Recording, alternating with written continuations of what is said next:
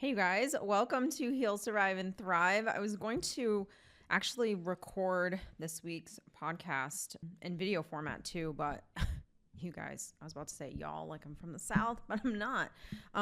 You do not want to see what I actually, you know what? If you follow me on Instagram, you probably already have seen what I look like. It's a little horrific, I'm not gonna lie. No, everything's fine. I got a peel.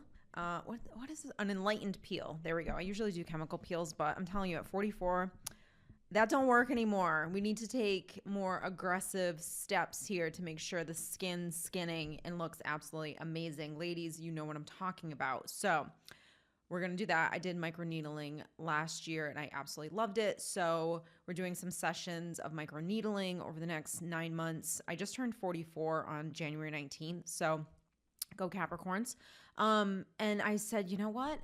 I used to do so good at really like pouring into myself. And honestly, the last probably 3 years, it has been work, go, go, go. I mean, it's just been crazy. I mean, it's been great, but it's been crazy. So I'm going to start getting back to me. And I think that absolutely that's necessary and it's very much needed. But my desk looks like crap. The office is actually, it's pretty organized. I'm not going to lie. I'm a little OCD, so it never really looks like complete shambles. But anyways, I am going to do this in audio format. And if you guys want to check it out, I always post the podcast on Fridays on whatever, Spotify, iTunes, all the stuff, and then upload the video to YouTube that following Tuesday. So if you guys either follow me on YouTube, you'll get that content there. If you just, love the podcast and that's just where you follow me, then you have it there as well. But anyways, and if you follow me on Instagram, then you already saw that my skin is peeling and my face is it's peeling so bad. Okay. That's okay. Hair is gross. It's up in a bun. And you guys, before we even get into this, let's all take a breath for a second. I have readers.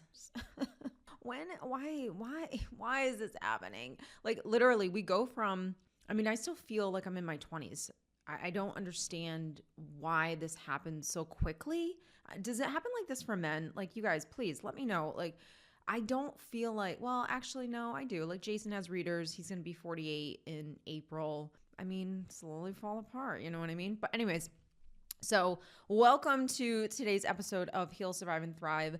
I am your host, Stephanie. So I'm so glad that you're here. In this episode, we're going to explore, I want to talk about the real struggle that a lot of us go through when we're coming out of these relationships, and it's trauma bonds. And I don't want to just, give you like definitions of stuff. I want you to really understand what's going on and kind of like what makes you really like addicted to this person. So if you've been in a toxic relationship or an abusive relationship, especially one that involves someone who's narcissistic, where you saw this amazing person in the beginning, you were love bombed, and you very much got hooked. You fell madly in love with this person, and now everything's completely changing. Maybe they ended it, maybe you ended it, but you just are like so stuck. Like you may feel emotionally just stuck to this person, confused, or, and I hate to even say it, but straight up just like addicted to the person who hurt you the most. And that's like the messed up thing. And that's how much this affects you psychologically, is that you're addicted now to pain. And that's what we call a trauma bond. And it's incredibly challenging to break away from that because it is an addiction and it's not something that you can just think your way through or necessarily like feel your way through. But don't worry, we're going to go over all of this stuff. We're going to talk about how to really recognize this and why it is hard to let go. And I'm going to give you even start working on detaching from this person in this way. And that's really the most important thing, is how to break free and start rebuilding your. Now, before we dive into any of this, I want to remind you that I know a lot of you guys, when you're going through this stuff, you're probably the only one, either in your friend group or in your family, that has gone through this kind of relationship. And believe me, even though we have hopefully we all have amazing people in our lives, those people will never fully understand how this healing works and what it takes and how long it takes. So this episode is really like me being your friend that knows literally exactly what it is that you're going through and the struggles that you're facing. So let's start with kind of like basic stuff and let's get that out of the way. And then we can get to like the real stuff that's actually really important. So I always like to cover the basic stuff just in case someone is listening to this that doesn't even know what the hell I'm talking about and they clicked on this. So let's start with understanding what is a trauma bond. A trauma bond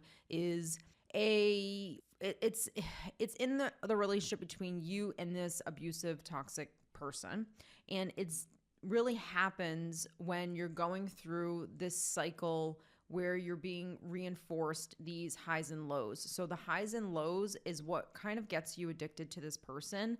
In a narcissistic relationship, this looks like love bombing or the abusive cycle or the devaluation and the discard and, just basically the abusive cycle. So all of that like emotional back and forth, emotional withdrawing, emotional highs, this creates confusion. So one moment you feel completely like loved and special, like you're the one, and you're on this high of like, I'm so in love, I'm so happy. And the next you're ignored, you're criticized, maybe you're emotionally attacked. The list really goes on of what you could be experiencing. We all experience different things, and the list is pretty freaking long. And chances are, if you're not experiencing a little bit of all of it, then you're experiencing a few very significantly. So over time, your brain becomes hooked on these highs. The reason why you get hooked on these highs, and this is probably one of the most important kind of golden nuggets, is that you're addicted to highs because this high that you're getting is the number one thing that you're craving because it was the thing that you didn't receive growing up. Sorry, let's go back to the basics. Let's talk about mom and dad, because the truth is that you have a wound, you have a void, you don't know it. It's been unacknowledged. You haven't looked at it, you haven't touched it. There's been absolutely nothing there. It's just been kind of buried inside of you, but it's there and it's always been there. And that's why you're insecure, and that's why you overthink, and that's why you are addicted to these kind of like fantasy relationships almost in a way. This is why you don't start that business, or you don't talk to people, and you think you're shy, or you think you have social anxiety, and it's not any of those. It's just the simple fact that you're craving affection, love, validation, all of those things that you just honestly did not get growing up.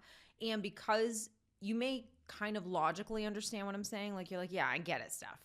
I know that I didn't get what I needed, but when the day-to-day life happens, you're not aware of how you're showing up and how you're coming from that insecure, wounded self.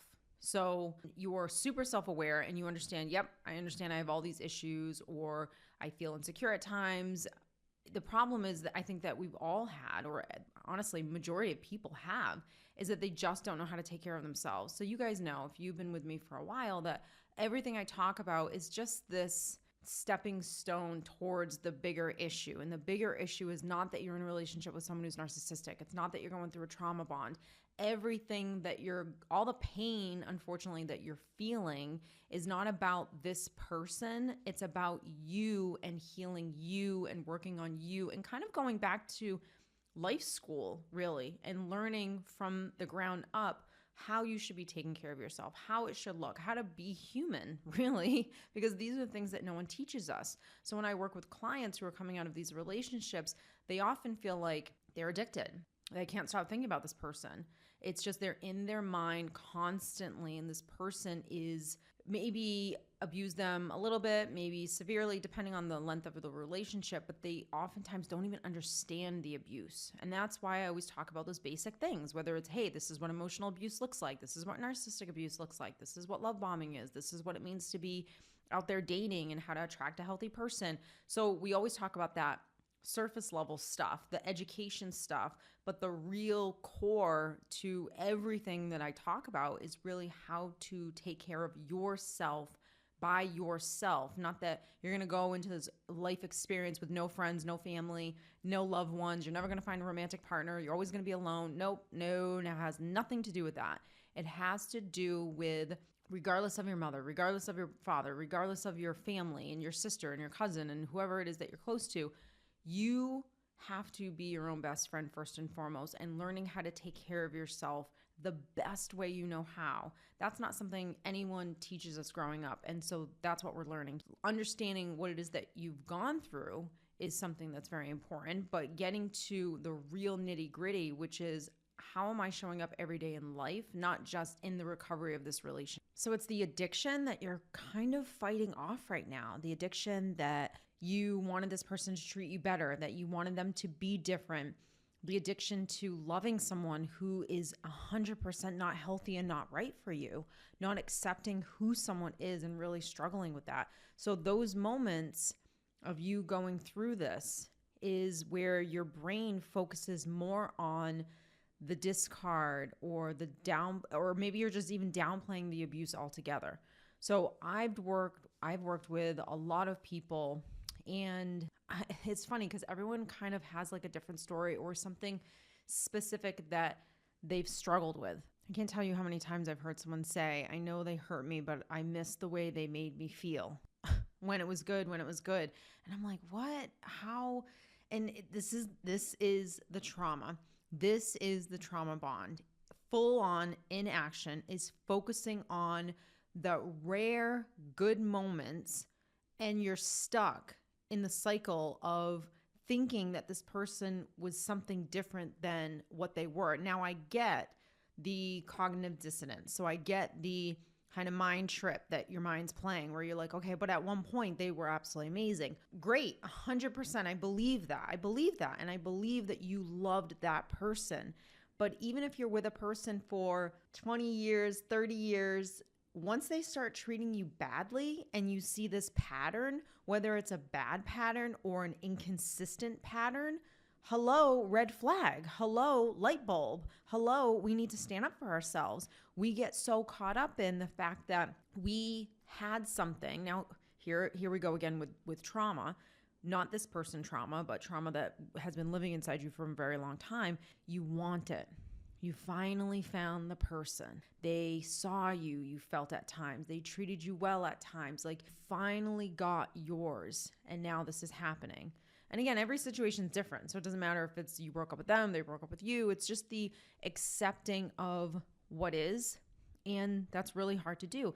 And the addiction to bad behavior, not feeling like we have a high sense of self-worth and self-esteem to say, wait a minute, this isn't normal, nor is it okay. So why am I putting up with it? It's that lack of whatever you want to call it, self-love, self-esteem, self-worth. I don't care, all the selves, man. Like the fact that we're sitting here and we're talking about a person that, okay, at one point could very well play a character. And yep, we actually loved that character and we loved that. But again, because I'm healthy, regardless of who you are, regardless of how long I've known you, regardless of how much I love you, I also have to think logically and rationally about whether or not you're good for me. Love has nothing to do with it. It's whether or not a person is actually good for you. And when consistent patterns are showing that I don't feel good around this person, that I feel less than, I feel judged, I feel unwanted, I feel ignored, I feel whatever, the list goes on. And this is now a pattern in your relationship. Ding, ding, ding. Now we have to wake up and we have to decide whether or not we stay. And the way we decide that is whether or not this person is semi healthy enough to be able to recognize their part in the relationship, as well as you being able to recognize your own. Now, the sad part is that most of you, I was that person, and I've talked to people that think this is just majority of the time, is that they go straight to all the things that they did wrong. They try to fix themselves, which is amazing, but you can't fix a relationship if you're the only one fixing. You can, for a while, if you're that insecure and have that low self-esteem and are that codependent, you can fix yourself for a while and the relationship can be okay. But at a certain point, you're going to get fed up and you're going to become a little resentful because you're like, wait a minute, I'm doing my part. Like, what's the problem? What's the problem? Like, why isn't anything changing? Why are they still doing that thing or behaving in this way, or we're going up and down? So like the more you get healthy, this relationship is never, ever, ever going to work. The problem with trauma bonds is that we're so focused on the other person that we're not focusing on ourselves, meaning we're not focusing on our future, how we want to show up in life, regardless of that person, goals that we want to set for ourselves, and actively working on enjoying our own life, regardless of what we have or what we don't have in our lives. Because I hate to break it to you, the minute you set a goal and you get it, whether it's a partner, whether it's money, whether it's a house, whether it's a big fancy car, I don't care what it is, you work your ass off, you get that goal, guess what? You want another goal. You want another goal. So the thing that you want is not going to sustain your happiness. So the relationship or them turning around and being the person of your dreams, great, cool. You're happy for a little while, but you're going to want more, probably out of them and out of your life. And if you're a person that wants to grow and get better and have a great relationship, then guess what? You are going to be addicted to growing and working on yourself and acknowledging your stuff. And if you're with a person that can't swim in your pool, you're going to be stuck and you're not going to be happy in that relationship. If you're here listening to this, then you are, start that again. Hey guys, before we continue on with today's episode, if you are here, then that is because you are ready to actually move on with your life. Whether you've been through a breakup or divorce or narcissistic abuse, in this moment today, you are ready to start putting the pieces together and moving on with your life. I am here to help you with that. You guys, my Heal and Rebuild Masterclass is absolutely amazing. We started it in 2024. You guys have been loving it, and it really is your guide. It's an all-in-one. So it's your guide to really moving on, healing from old wounds, and rediscovering yourself. Like, this is where we actually start rebuilding our life after this relationship. So if you are ready in this masterclass, you're going to get all the things. You're going to get the audios, the videos, the reading material, the long homework assignments. And you guys have this forever. You have access to my membership community forever. There's no expiration date on this. You can ask me questions in that community section. So if you guys are excited as I am for 25 and you're ready to start actually moving on with your life, then click the links below the show notes to enroll today. Don't waste your time. This is your new beginning. Trauma bonds with any person, but especially a toxic, abusive person, an unhealthy person. I hate to say this because it sounds horrible, but it's even worse with those types of people because the wound that's inside of you wants this person to change because this person is whoever, mom, dad, your ex, someone that was never able to give you what it is that you deserved and really what you wanted. And this person is just taking their place.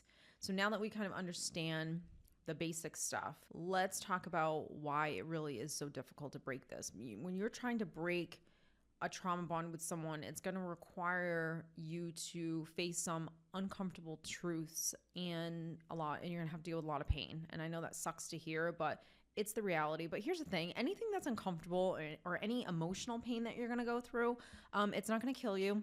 Yep, it's uncomfortable. Yep, it sucks. No one signs up to want to do this. I'll tell you, if you actually want to move on, if you actually want to be healthy, if you want to have this great life, if you want to rebuild yourself, if you want to do all the work, it's not just about walking away from this person and getting into a relationship with another person. It's about really detaching completely yourself from that emotional attachment that you have with them. Because I'm telling you, you can get into another relationship, but you can still be tied to that person. And that's what we want to cut. So the first thing that we're trying to work on now is the cognitive dissonance. And this is where your mind holds these two real conflicting beliefs. On one hand, you know the relationship is toxic and you want to leave, or maybe you're already out of the relationship, but you know that the relationship absolutely sucked or that person was horrible, whatever.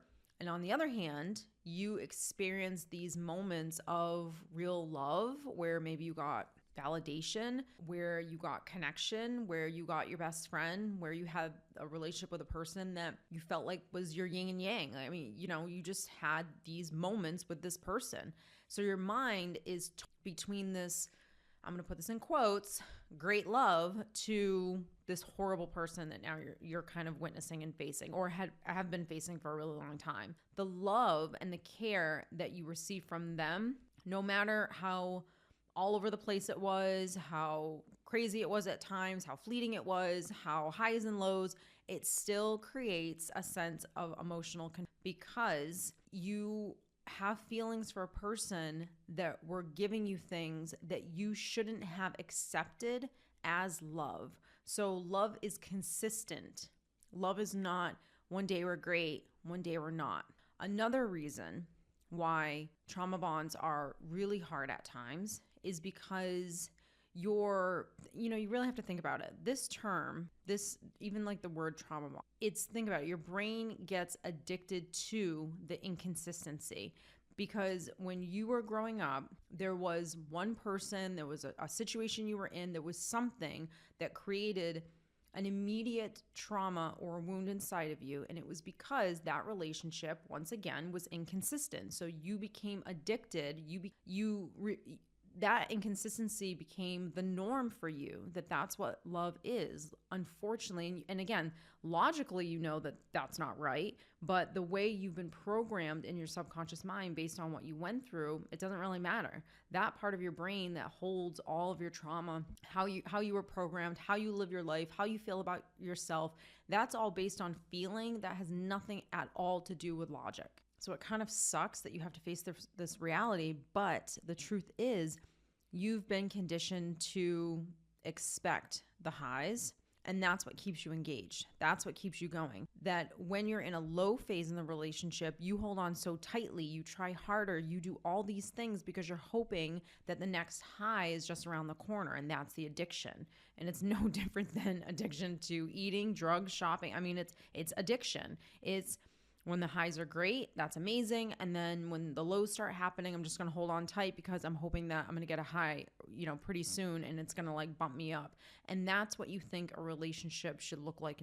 So I hope by now you're kind of getting that takeaway, that where you're starting to realize that what's happening is you're in emotional dependency on this person. And the part that sucks about what it is that you're going through, you could be listening to this and very well be in the midst of a relationship, or you could be out of the relationship and still have that emotional dependency. Many people who are in abusive relationships, I don't want to say many, pretty much all of them, because no offense, if you're in an abusive relationship, if you've been in a narcissistic relationship, an unhealthy relationship, all those things, and you stayed for a very long time, then you have unmet emotional stuff that has never been addressed. Whether you weren't validated as a child, or you learned that you had to actually earn love in unhealthy ways, that you had to ignore how you were feeling and just keep trying harder for this person. High codependency. When you find someone who gives you a little bit of maybe some of the things that you've been really craving,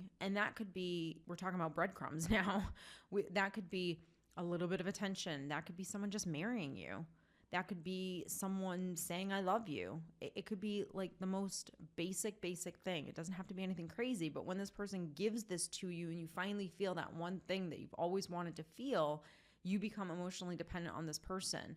And the reason is because, yes, there's a void, there's a wound. You've wanted so badly to receive this because you never received it. Okay, let's put that off to the side. The other aspect is that you're still not healthy. You're still not parenting yourself. You still don't know how to take care of yourself. So because you're not doing that, I don't care how many wounds you have.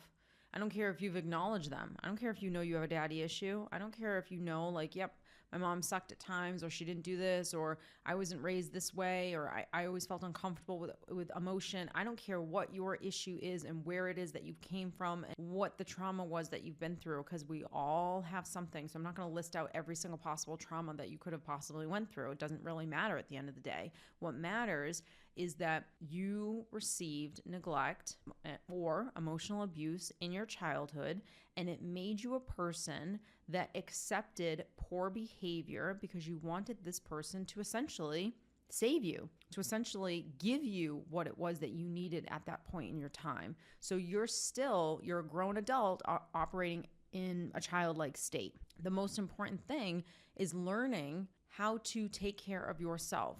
So how do you break a trauma bond? Now, before we even get into any of this, let me just really, really stress the importance of how to parent yourself. If you have never learned this, if you have never taken any of my courses, if there is one course, and it's in the Masterclass as well, the self-parenting course, but if you just are like, you know what, I don't want to do all that other stuff, I just want self-parenting.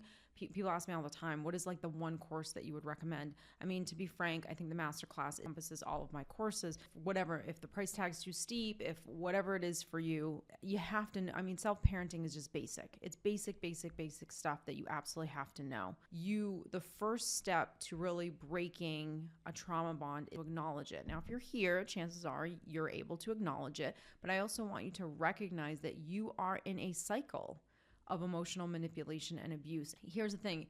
It really is key to you understanding that, okay, I'm at the beginning of this healing process.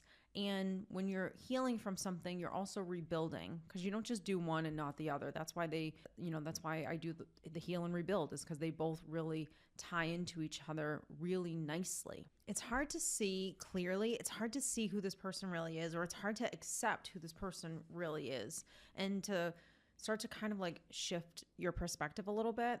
Depending on how your situation is, if you're in the relationship with someone or if you're not seeing this person is, I know it's a challenging thing to do, but going no contact really means like cutting off all the communication, no texting, no scrolling on social, no stalking them. And here's the addiction: is you want to kind of see them. You want to know what's going on. You want to scroll on social media to some extent. Like, really start practicing having crazy strict boundaries with yourself. And look, if you slip up, you slip up. That's okay. But when you learn how to parent yourself, you start becoming the adult instead of being the child. So the child wants to scroll and look at them. The child wants to text them. The child wants to know about them. The child doesn't want to go no contact. But the adult, because think about it, if this was your girlfriend, you would not allow her to text her ex or to be in this relationship. And if you can't really go no contact because you have to see this person,